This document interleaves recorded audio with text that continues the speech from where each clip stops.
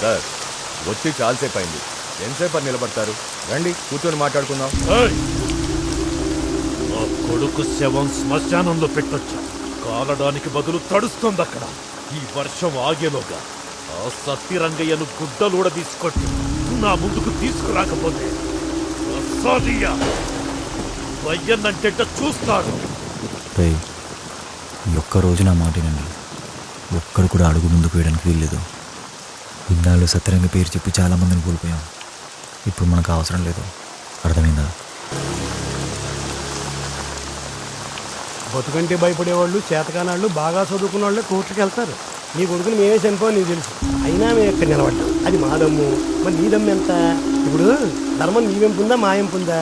తేలాలంటే మీ ఎంపిన తలకాయలు తెగుతాయి, మా ఎంపిన తలకాయలు తెగుతాయి. తలకాయలు లెక్కన బట్టే ధర్మం.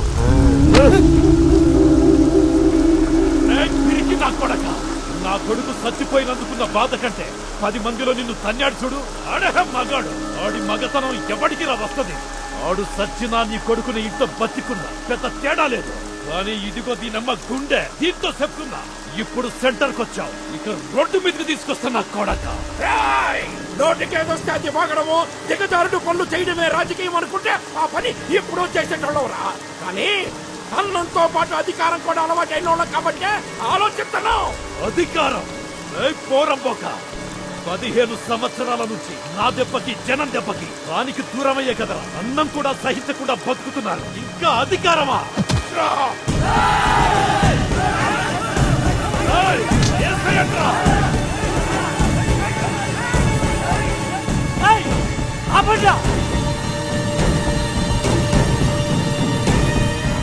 నేనే చంపాను.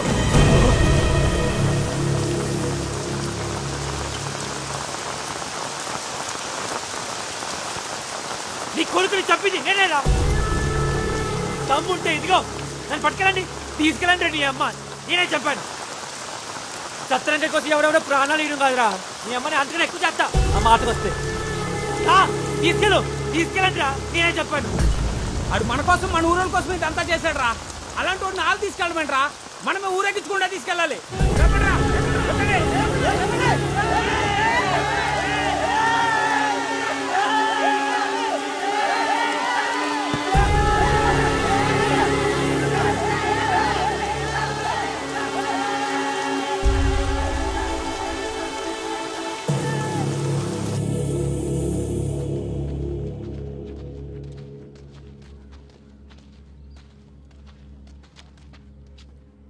అయ్యా తప్పకుండా అయ్యా. ఎందుకు తప్పుకోవాలి? పిల్లాడికి 4 మెతుకులు పెట్టుకుని వస్తాను.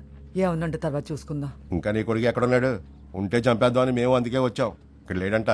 అలా అనకండి అయ్యా, మమ్మల్ని వదిలాడు ఎక్కడికి వెళ్ళిపోతాడు. 4 మెతుకులు పెట్టుకుని వస్తాను. కుదరదని చెప్పానుగా. ఆగో దారి అయ్యా. ఇక్కడ లేడని చెప్పానుగా. దారి అయ్యా, దారి ఎవరా చెప్తే నీ కదరా.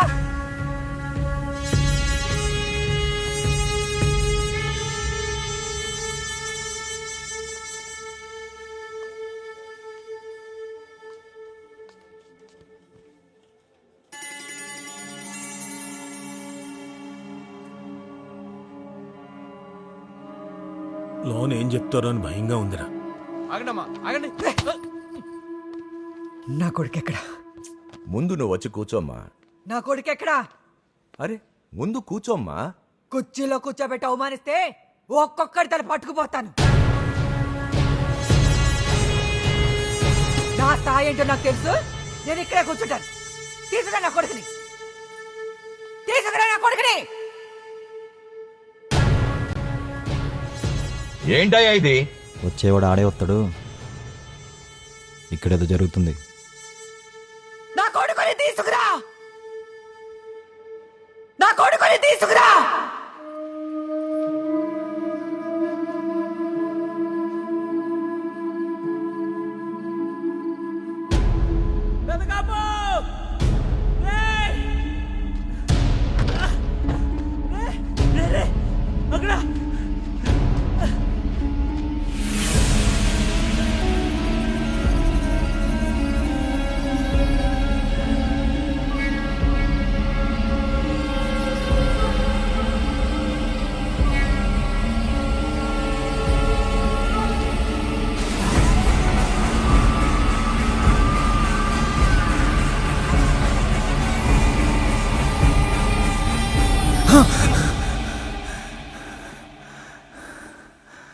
ఎందుకు ఏడుస్తున్నావు?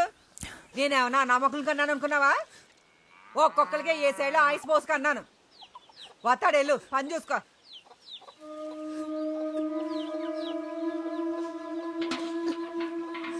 వస్తాడు ఎక్కడ పోతాడు రాక.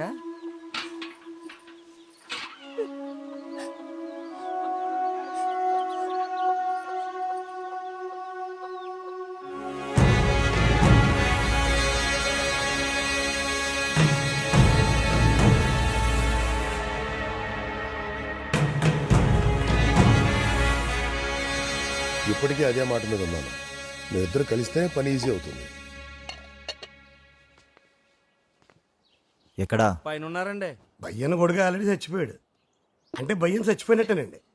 ఇంక మిగిలింది ఒకడు సత్యరంగయ్య గారు. సత్యరంగయ్య గారు అంటే అన్నగారు అంతా, అన్నగారు ఇంత.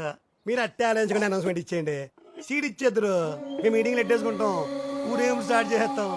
15 ఏళ్ళు అయిపోతుంది బాబు, మొహం వాసిపోతున్నాం ఊరేగింపులకి. వచ్చినప్పటి నుంచి భయ్యన్న అంటే అదే పాట పాడుతున్నాడు. సుత్తా మొదలు లేకుండా నరికేమంటావా ఇటే అమ్మ. ఎన్నిసార్లు పోలీస్ స్టేషన్కి వెళ్ళి అడిగినా ఆడెక్కడున్నాడో చెప్పట్లేదు. అసలు బతుకున్నాడో లేడో తెలియట్లేదు. మీకే తెలుసు ఆడెక్కడున్నాడో.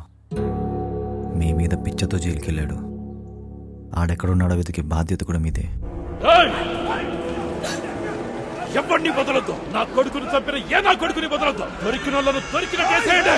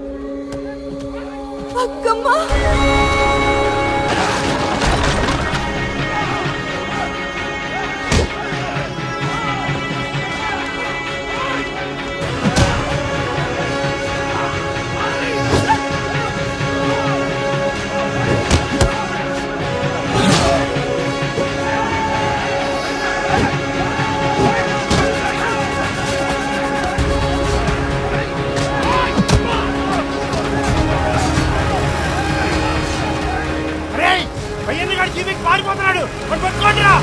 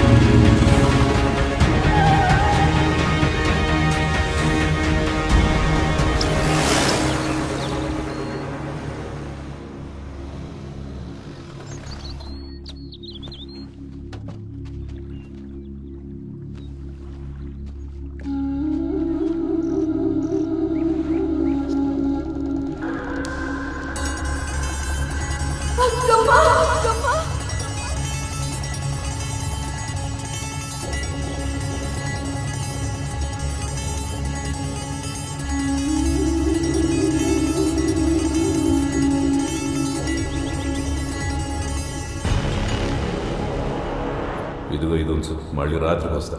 తీసుకెళ్ళి ఎవరికన్నా ఇచ్చే, లేదా ఎవరికన్నా అమ్మాయి. కొన్ని రోజులు ఈ బాధలన్నా తప్పుతాయి. గౌరి తీసుకొచ్చింది ఎవరినో కాదు. ఈ విషయం ఎవరికీ చెప్పద్దు. ఈ రోజు కూడా అది ఎక్కడ పెరుగుతుందో, ఎవరికి ఇచ్చిందో ఎవరికి తెలియదు.